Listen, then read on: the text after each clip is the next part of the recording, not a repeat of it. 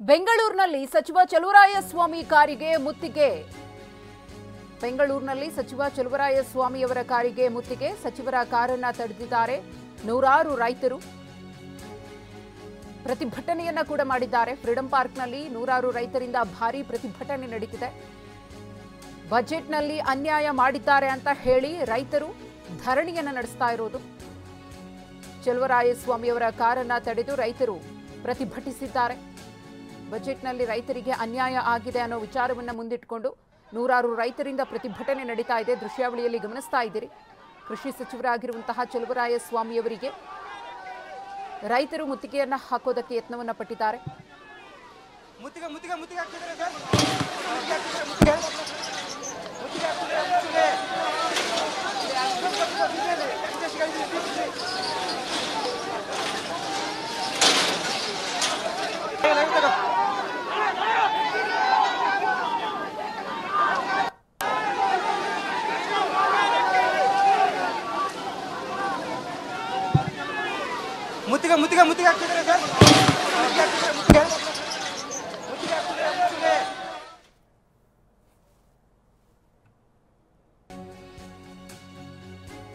ಇನ್ನು ಸಚಿವ ಚಲುವರಾಯಸ್ವಾಮಿ ಮುಂದೆ ರೈತ ಮಹಿಳೆ ಕಣ್ಣೀರನ್ನ ಹಾಕಿದ್ದಾರೆ.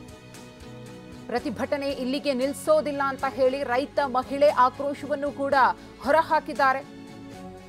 ಒಂದು ಕಡೆ ಕಣ್ಣೀರು, ಮತ್ತೊಂದು ಕಡೆ ಆಕ್ರೋಶ. ವಿವಿಧ ಬೇಡಿಕೆಗಳ ಈಡೇರಿಕೆಗೆ ಆಗ್ರಹಿಸಿ ರೈತರಿಂದ ಪ್ರತಿಭಟನೆ ನಡೀತಾ ಇದೆ. ಬೆಂಗಳೂರಿನ ಫ್ರೀಡಂ ಪಾರ್ಕ್ನಲ್ಲಿ ಸರ್ಕಾರದ ಗಮನಕ್ಕೆ ತಂದು ನಾವು ಹೋರಾಟವನ್ನ ಮಾಡ್ತಿದ್ದೇವೆ. ಇದು ರೈತರ ಮಾತು. ಒಂದು ಪರಿಹಾರ ಅಮೌಂಟ್ ಬಂದಿಲ್ಲ ಸರ್. ಇವತ್ತು ಬೇರೆ ಯಾರ್ದು ಬೇಡ ಸರ್. ಉದಾಹರಣೆ ನಂತರ OTS ಆಗಿದೆ ಅಂತ ನನಗೆ ಕಾಲ್ ಬಂದಿದೆ. ಇವತ್ತು ಆ ಅಮೌಂಟ್ ಕಟ್ಟುವಷ್ಟು ಪರಿಸ್ಥಿತಿ ಎಲ್ಲ ನಾನು ಸುಸೈಡ್ ಮಾಡ್ಕೋಬೇಕಾ? OTS ಯಾಕೆ ಮಾಡುತ್ತಾರೆ? ಅವ್ರ ಪರಿಸ್ಥಿತಿ, ರೈತರ ಪರಿಸ್ಥಿತಿ ಯಾಕೆ ಬ್ಯಾಂಕ್ ಹಾಕಿದ್ರು ಅರ್ಥ ಆಗ್ತಾ ಇದೆ ಸರ್. ಇವನ್ನೆಲ್ಲ ನೀವು ಸ್ವಲ್ಪ ಬಂದು ಇದನ್ನ ಮಾಡ್ರಿ, ಖಂಡನೆ ಮಾಡ್ರಿ. ಇವತ್ತು ಜನರು ಯಾಕೆ ಇವತ್ತು ರೈತರ ಆತ್ಮಹತ್ಯೆ ಮಾಡ್ಕೊಳಕತ್ತಂತ ಬೆಳೆ ಬರ್ಲಿಲ್ಲ ಅಂತಲ್ಲ, ಇವರು ಅಧಿಕಾರಿಗಳು, ಬ್ಯಾಂಕ್ ಅಧಿಕಾರಿಗಳು ಅವ್ರು ಒತ್ತಡ ಹಾಕ್ತಾರೆ. ಇವತ್ತು ನಾನು ಕಾಲ್ ರೆಕಾರ್ಡಿಂಗ್ ಕೊಡ್ತೀನಿ, ನನಗೆ ಎಷ್ಟು ಸರಿ ಮಾಡಿದಾರೆ ಅಂತ ನಿಮ್ಗೆ ತೋರಿಸ್ತೇನೆ. ನಾನು ನಿಮ್ಗೆ OTS ಇದೊಳಗೆ ಬಂದು ಹೋಗ್ರಿ.